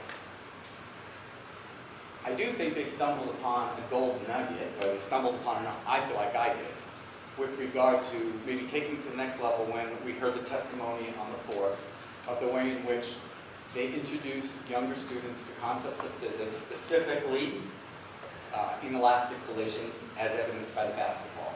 It was brilliant. And if Mr. Jorgensen was here, I'd tell him take it one step further and talk to our football kids, even those that don't take physics, about why there's a spiral on football for conservation of angular momentum so the thing goes straight. There are things that I would continue to like to share with them. Here are two very specific examples of brilliance, and I'll applaud you for it, that I look to try to bring here. Because this stuff can be demystified, and that's what you're doing. That's what we try to do. But here are two more examples of ways to demystify. Lastly, your valet service is great. Okay, we have lots of very active PTO here at Meadowlark. What they do is they have the parent brigade. They're trained, they're appropriately attired, they have communication devices, they have clear roles and responsibilities, and they effectively have the parent brigade running the valet service. If I'm not mistaken, or at least in my past here at Meadowlark, we probably put paid aides out there. I'd love for those maybe to replicate what they're doing if we can, and move the paid aides into the classroom. So here are more ways in which perhaps we can learn from each other, which is one of our goals and always has been. Not always stated. Well, I'm stating it because I've seen it, and it always has been, and we know this. And I think that's one where maybe we can take everybody deals with limited resources and move it back in the classroom. I would like to applaud you on that as well, and I will hope we can copy it. The other thing they do, and it's an excellent idea, is for the valet service. When a car comes up, the kid's name is a placard on the door of that car that says, in the window, that says what kid's supposed to get in that car? It's good. What you probably should do is not let it be printed online so somebody can print somebody else's kid's name on it. You should issue one from the office after a parent note has come in. But I think that that would also be a very helpful thing if anybody other than a parent wants to pick up. These are just ways to make it better.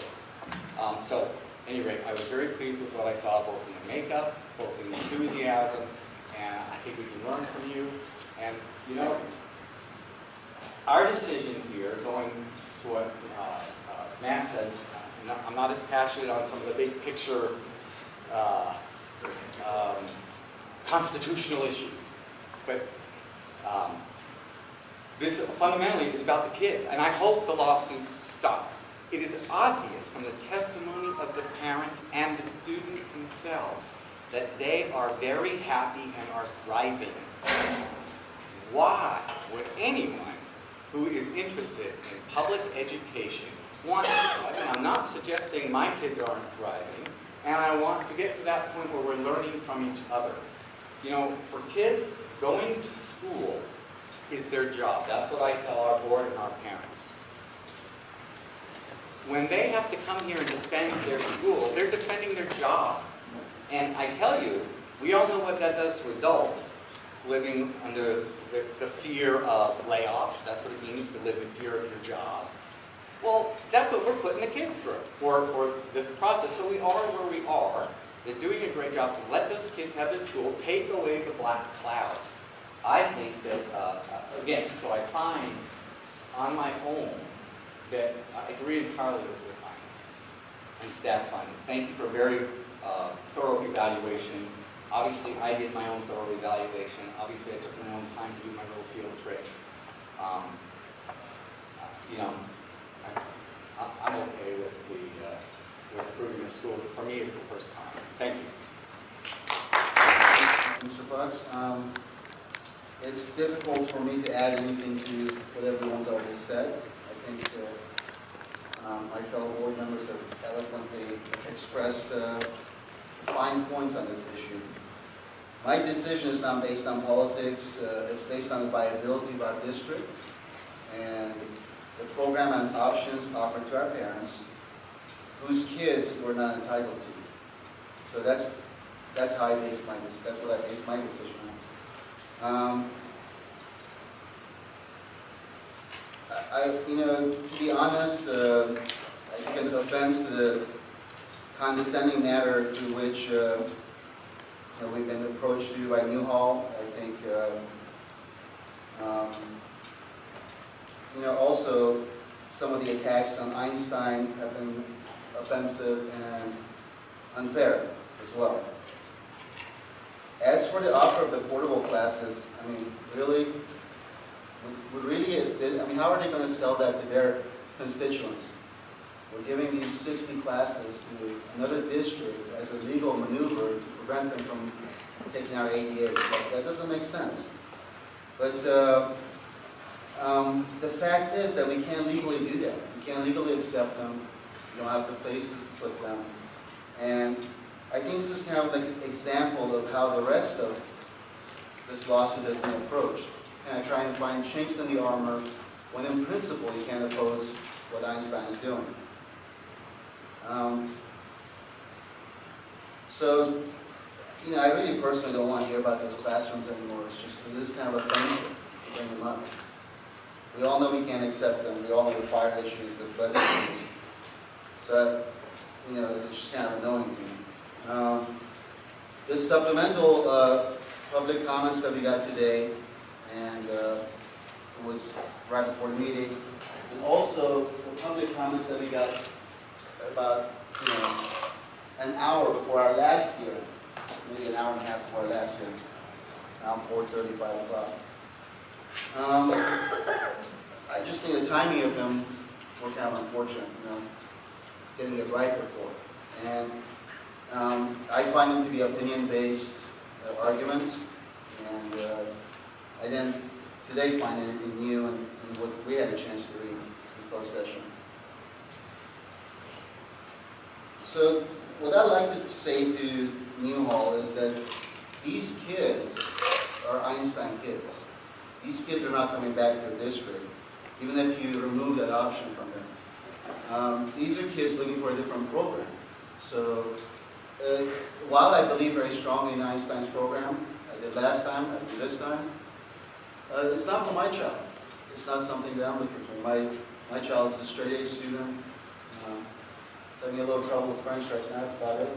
But apart from that, you know, perfect attendance and all that, but it's not an environment that I found would be right for him. He's not that super studious type of child that wants to be an engineer or something like that. He's more of maybe English, that type of thing he wants to do, film. And while it's not for me, I've been really impressed by what Einstein offers. You know, we all talk about bad teachers. Teachers you can't get rid of. You know, both my parents are educators, both of them teachers initially, and then my father went on to become superintendent and you know, move up in his career in that manner. And they would always drive about bad teachers. So the kind of things that, a lot of the kind of things that we have been bombarded with is reminiscent to me of that kind of bureaucratic culture. And this is what the opposite of it looks like. Choices, excited teachers, teachers that you can get rid of if they don't perform. And I think that the public opinion about tenure and about the way that we've educated our children in the last maybe 50 years or so, the public opinion about that is changing. So parents want options. I do find it bizarre that one of our former board members that I haven't seen in 5 years is taking it, you know, sticking up for another district. I mean, I have read your letter, the 6-page letter, and I just have to say that I find that kind of bizarre. I don't see that. I'm not going to speculate as to the motives of that, but took me a bit off guard. So, and lastly, what I want to say is that I support the staff's report. It's what I base my opinion on more than anything else. And I believe in our staff, and if we do choose to vote on this tonight, I'm going to vote for it. So that's that. My opinion. I'm sorry? I'm ready to give what I believe. Oh yeah, please. And it is absolutely nothing against Einstein. I've actually bragged you up over the time that you've been here, and had to tell friends and relatives that it's not a typical charter school. And but I feel that if Brent was right in turning us into a charter school haven, and to show California how it can and should be done, that my personal opinion is it should be done by having the charter school in our own district. And of course there is what has sometimes been referred to as a loophole in the law. I don't know that there are loopholes, there are laws that are to be followed. And it says that the only way that we're allowed to put one out of our district is if there is nothing available in our district. And there's where I think the rub is.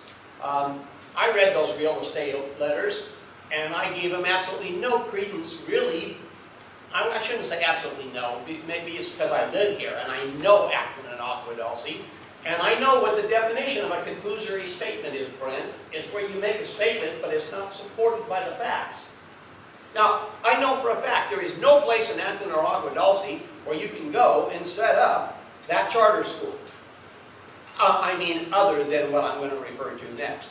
I'm in a building that's 10 or 15,000 square feet, and I think 3,000 of it's being used. Pretty hard to put a charter school up there by the 76 gas station, though. No place for the kids. But I'll go back to what I said 8 years ago. There is nothing wrong with Acton School. Somebody said it was had 1,000 students at one time. I don't know if that's accurate or not, but it was a lot. And I have to look at this staff report, and if I have to make findings on it, if I had to, I'd have to say it is, as to Acton School, totally incorrect. It says at one point that there is only one classroom available for Einstein, and it's room 127 on the map. Well, I have walked this school numerous times, and not back in 2005, as recently as on my hikes. I go out hiking around Acton all the time, as 2 or 3 weeks ago.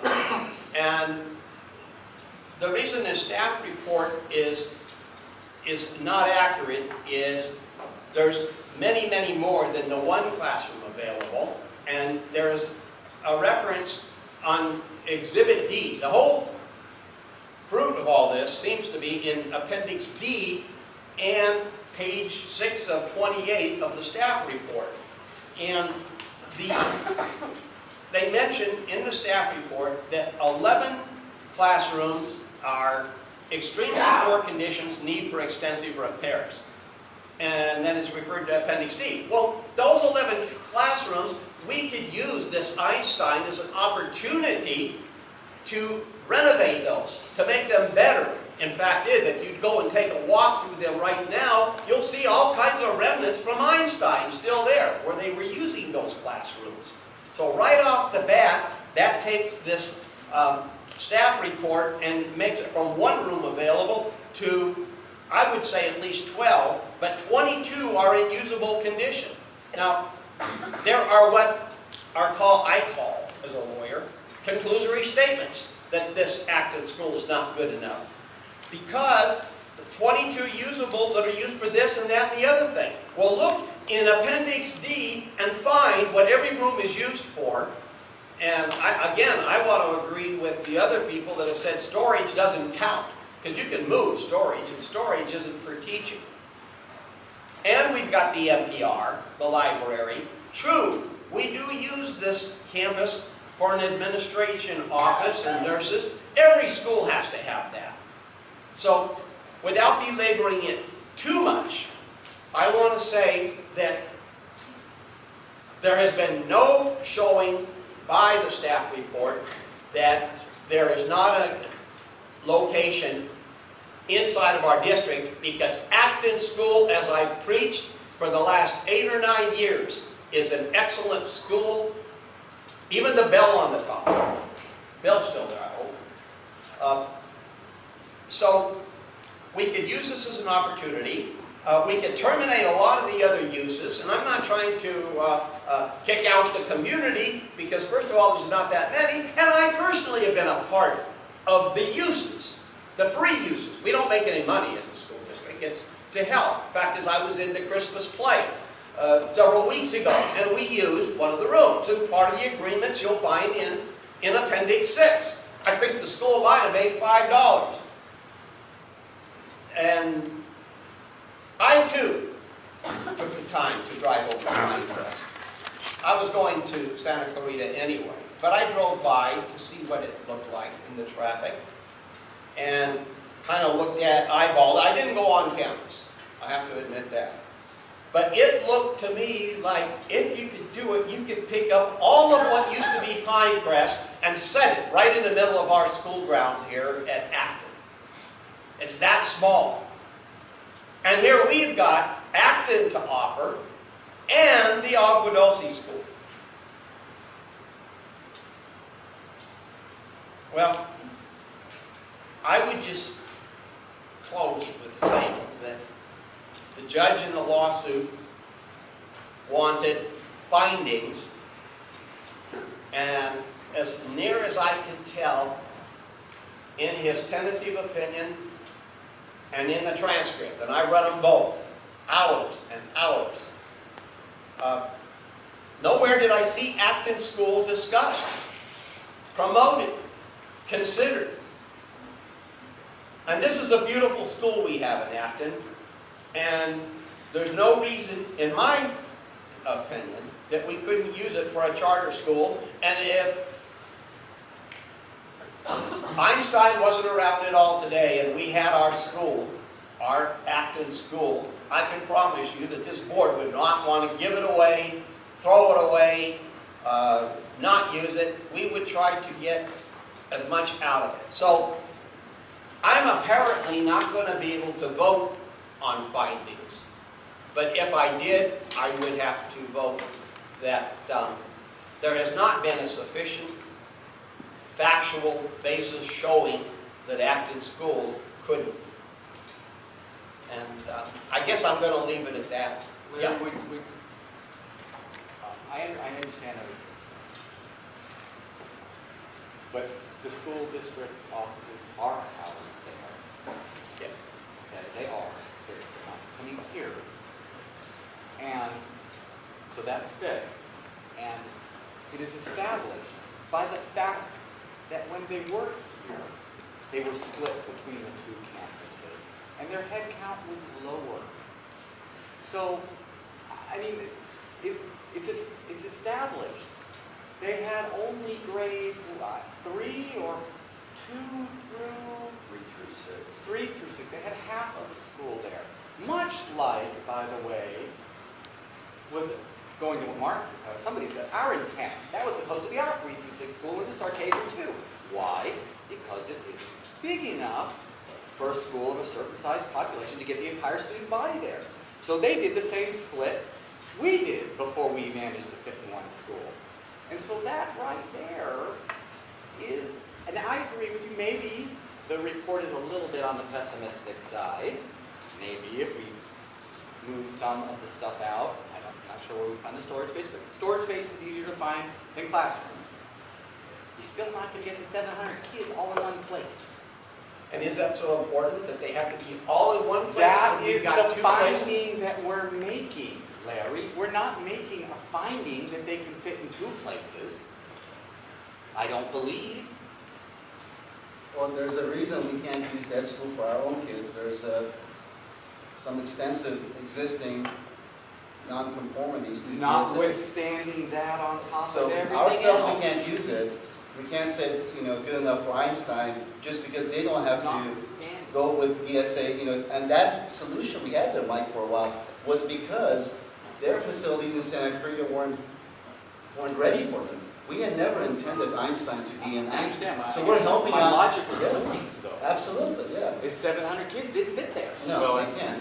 Just to be clear, this issue's, I think, a little bit of a red herring at the end because I don't know that, well, with the exception of you, because I haven't actually heard you speak on this particular topic, but I think all of us came in saying, what's going on with Acton School? I mean, I've been here, you've been, hell was pounded away at this thing. We've all walked through it, we've all inspected it, we've all looked at it. And it gets into, where's the asbestos, and what's this, and who's that? And the conclusion is it's cheaper to fly in a new school on private helicopters than work with that school. So I feel like we're dragging in a red herring that's been beat to death in 1,000 different meetings and just making stuff up out of thin air. We have been beaten up on that issue. It's over. It's dead. The facilities are dead and gone. Well, and so it's just a moot point now. Trying again to fold this back, and it's good that we're having this discussion because this is the main element that the judge wanted us to focus on. So, I mean, the fact that we're talking about it and taking up record space on this is important. And the idea here is to try and separate opinion from fact and deal with fact. So, in response to Larry, the first thing I want to say is anybody else might call it a loophole. When I read language and having been a cop for 32 years, when I read language and a code and there's actual language in there, I don't see how that's a loophole.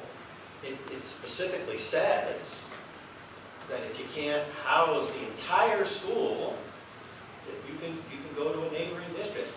For the life of me, I don't understand how that's a loophole. My next point is trying to put some things in evidence. Dating back to 2005, when the school district, in my opinion, made a grave error in closing Acton School because they wanted a new pretty school and ended up shoving a K-5 program into a program that was supposed to be K-2. and overpopulating the school, one of the things I wanted to do, and make no mistake about it, had we not had a budget crisis in 2008 and had the carpet pulled out from underneath us, all school districts, somehow I seem to think that's probably one of the reasons why we're all here, is you were out in the audience at the time, Larry. I stated over and over and over again that one of the goals when we ended up with a $3.2 million balance in our budget is to take the stress off of this school, to get kids off the stage, to get them out of the library. We wanted to return them to active school. And if you recall, and this is a matter of evidence, we weren't talking about populating that whole active school. We were only talking about populating students in the Brent building, which was the only school truly, really capable of housing students. Now, as to the issue of, do you disagree, Larry, that 11 of the 33 rooms are unusable? Do you take exception to the staff report? And if you do, why? What's the evidence to show that they don't? The reason I say that is because when I was out on my walks, I go out to try to do 10,000 steps a day. And one of my favorites is walking the campus. So what does that have to do, sir, with an analysis of usability of Because I did some of them walking all around all those rooms and looking in the windows and saw how they had been used. So that's conclusive then. I withdraw my concern. So you looked through the window. And saw that so many of them were being used for storing something here and something there. They're usable. Okay, but hold on, folks. So you're suggesting that the room was, the 11 unusable rooms, because they're okay to store stuff in, they're also okay to store children. I'm saying, Larry, I don't consider children discarded furniture. I think I said they needed to be renovated. Oh, we have to renovate. We talked about, I said that. Okay. And if we have partners, Einstein helping, we have a chance to use it for good for active school. And would you agree or disagree that if we're going to renovate, that we should go through a DSA process to maintain the viability of the school if Einstein were to ever leave? Or are you suggesting that we go outside the DSA process, because we can, because it's a charter school, rehab the school with thousands, tens of thousands of dollars, hundreds of thousands of dollars, and then when they leave and we want to revert it back to a regular school, all of that money is now wasted because it didn't have DSA approval. That's what happened to our high school, Larry. Oh, and remember the gym. Do you want to make that mistake again, sir? No, I'm not. We're not going to make that mistake. But that doesn't mean I want to throw away active school. Okay, so are you suggesting? Are you going to move on? Well, I don't know. This is we're looking at evidence here. We're trying to set a record for evidence. I think the evidence is clear. Are you suggesting that we should use a DSA process or not? I'm suggesting that we do everything we can in our power to make Acton School a brilliant school. Okay, that's fine, Larry, but are you suggesting... And this is an opportunity. Are you suggesting that we use the DSA process? I'm not going to suggest whether legal counsel would tell us we would have to use DSA or other than DSA by charter school. We don't need legal counsel to tell us that, okay? Because if we're going to go through the DSA process, which is the only way, I think, we meet our fiduciary responsibilities, that's going to take far longer than this petition is asking for. The judge says, well, you got to come up with something. You got to, you know, these people are already operating. How do we get Acton School rehabbed by September of 2015? How do we do that, sir? Brent should be right on the phone with Einstein, and they should get to work. We're building a high school fast. What I perceive here is, look, I understand what you're trying to say. Use this as an opportunity to do that right now. What Marc is suggesting is that's really only of long-term value to us, which is why you want to do it, if it's DSA approved rehab. So you end up in a conundrum. The DSA approved rehab would never happen fast enough. Or at all. Or at all. It's the same situation as the 64 portables. Agreed. It's the same difference. Which is not even to be clear, you know, let's face it, there's some element of time here, there's a school going to, it's even financially, DSA or not, whether or not those 11s can be done in time. So I think what I'm getting from what Larry is saying is he's not disagreeing that there's 11 rooms that are unusable. What he's saying is he thinks we got to rehab these. And I believe there's ample evidence to show through facility experience, superintendent experience, we don't need legal to weigh in on this at all, that there's no way we're going to get DSA approval. It takes months to approve it, to screw in a chair together through DSA. How are we going to get approval to get this facility rehab? And I'm not even sure we could do it without DSA approval, but even if we could, I don't know that the law requires that we abdicate fiduciary responsibility to pillar together a school so that they can use it and throw taxpayer dollars into the tank, because that charter school operates under taxpayer dollars. It's a public school.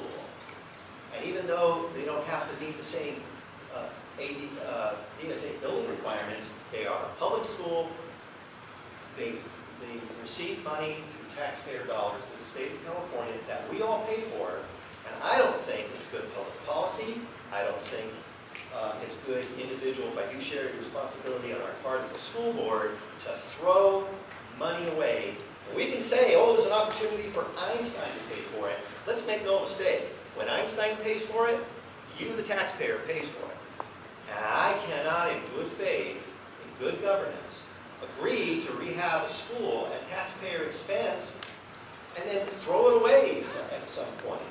And there's no guarantee that Einstein is going to be paying with us, even over the life of the charter, never mind getting it reapproved. Okay? It's just the nature of charter schools. And when if it were to go away, then what do? You know as well as anybody, Larry, that the school district made some horrible decisions when it put in a temporary high school for Vasquez High without any ADA approval or DSA approval. Tons of taxpayer dollars wasted, and then we couldn't use the building anymore.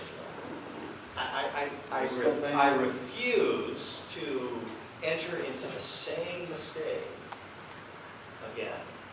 I would be saying you are absolutely right if we had a school that was actually functional and ready to occupy. And could house all of them. That could house all of them. And the last point I'll make on this is the waiting list continues to be there. And one of the things hampering the waiting list is even in the current configuration, there's not enough space. So even if we could cobble together a few classrooms, there's just no way that we're going to be able to house all of those students in that facility. It's a crime, Larry. I'll say it. It's a crime that we mismanaged our facilities back then. But it is what it is. And the evidence, in my estimation, shows that it's not usable. And I don't think looking through the windows to make a determination is the proper assessment to determine the housability of students. I wasn't really making an assessment. I just happened to be out for the walk. So, unless we find evidence, and I don't see any, that this staff report is false, has been conjured up. Mike made it quite clear that through his own assessments that he finds his own understandings consistent with the staff report, as do I, as a 9-year board member. I find little wrong or to question on this staff report, and I'm the guy usually chastising staff about not being complete, not having, where's this, where's that. Actually, honestly, I finally got a staff report that I can look at and go, yeah, this is at the level that it should be. So, hey, when the district deserves to be criticized, I criticize it. It's nice to see your occasional confidence. Yeah. And so I don't see any reason, as a guy who is constantly looking at everything with the Johnson style, to see where this staff report is. And unless you bring me evidence, Larry, that somehow this report has been conjured up, then I just simply disagree with your assessment on it. I close, Mr. President. Are we all in consensus that, Well, I'm going to make a motion to adopt. I'm going to make a motion to adopt the resolution in support of the petition. You would also discuss making a motion to adopt the staff report. to amend? Amend the staff report with the additional. Adopt the administration finding of the staff With- report in support of board action. I'm making a motion to adopt the resolution with, and we're going to need a second on this. With that motion goes with the adding of the supplemental information provided us by Newhall so that it's included in the record. And Mr. President, I'd be looking for a second on that. I'll second that. So any vote heretofore would include this additional information. Well, so let's vote on that motion to include. Okay, on the, Marc has made a motion, I've seconded it. On the, to adopt the resolution in support, with adding of the supplemental Newhall findings. So we're voting only on the issue of whether we add this? Yes. Okay. And what else did you want to add to it, apart from this? Well, he's going to add about this in terms of that you would make a motion for the board to adopt the administrative findings of the staff. Well, I wanted to take them incrementally to make sure the record is clear. Okay, that's fine. It may not be necessary, but I want to make sure everything is perfectly clear. So there's a motion and a second to add Aye. the item. If you call it the question, we'll Aye. Abstain So that's a 4-1-0. as to the addition of the Newhall information. so it's 4-1 or 4 with an extension. 4-0. I would now make a move. I'm sorry. Who motion? I did. Made the Second. motion. I seconded it. Thank you. And So then it's Marc. Larry's abstaining, and there's 4 in support. 4 in support and 1 abstention. And I guess we can do them together. I would now make a motion with that item added to accept and approve both Staff report. the staff report and the resolution. Second. So Marc. Amen.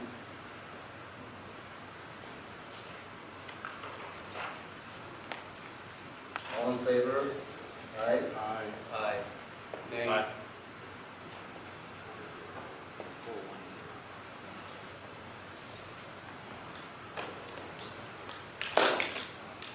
4-1-0. So in effect, the charter is approved by the vote.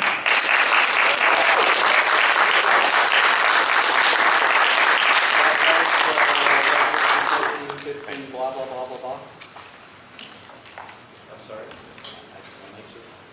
Is that correct? That motion to approve the staff report And the resolution. and the resolution. -15.0. Thank you. I apologize, but I have a mother that may not make it through the night, and I've got to get to the hospital. I've been away from her now for 3.5 hours trying to do the business of this district, and I have to go. for that. Thank you. Good luck, Mark.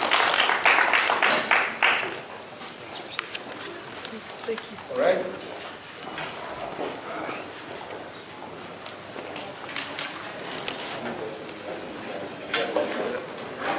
Going back to 7.0, public comments, recognition reports. Something not on the item on the agenda. I don't have anything. We move on to 8.0, correspondence proposals. Not seeing an AATA representative, not seeing a CSEA representative. Moving on to 8.4, since Ranil already did 8.3. Anything on BHS construction, we're going to hold on Dr. that. Woodard walked out of the room, but He first. said he didn't have anything. Yeah, other than the fact that, just so folks know, the first building went down on the, Oh, yeah. on the foundation. Something to see. Billion, the first building went down for high school construction. It's been placed on the foundation. It was passing to the Yeah. cement. Hopefully that's the tree and not the head. No. It has been placed on the foundation. Okay, we're gonna move on to 8.6, board member comments. Board member comments regarding, None. Mr. Right now? Anything? Okay. I don't have any comments. Moving on to 9.0, consent agenda. Move. Thank you. Okay. Moved by Larry. I can second. Before you vote on it, I think I have it fixed to the minutes.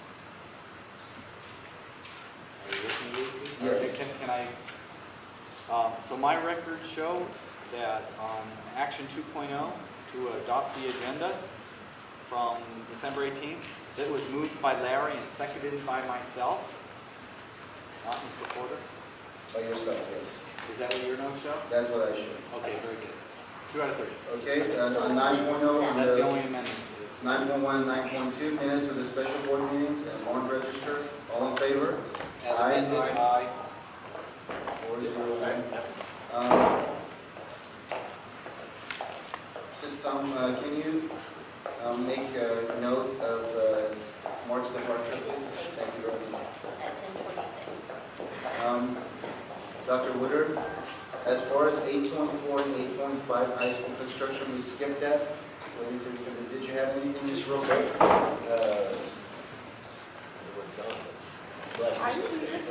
First building, right?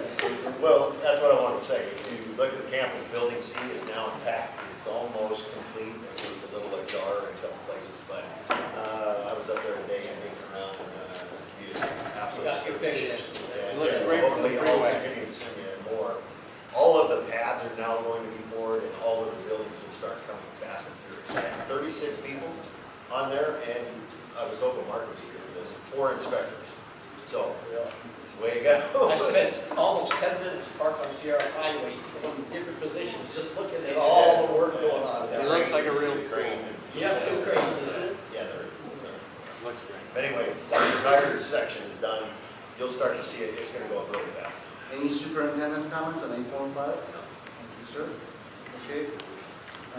Going back on to 10.0, work experience educational program. It's recommended that the board approve the work experience education program. Do I have a move? I'll move it. Oh, did you move it, Larry? Okay, you can second. Okay, so Larry and Mike, I'll second it. I Any have one quick discussion? question, yes. Has it materially changed since What you're talking about?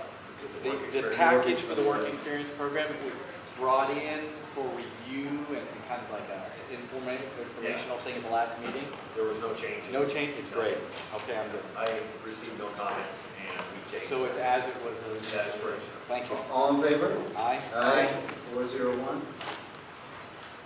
We've gone through 10.2 and 10.3, of course, so we'll move on to 11.0, personnel services. We have a resignation of a certificated employee, 11.1, employee number 141564. Do I have a move? I'll move. I'll second it. All in favor? Aye. Another resignation, classified employee, 141538. Do I have a move for 11.2? I'll move. Second? Second. All in favor? Aye. Aye.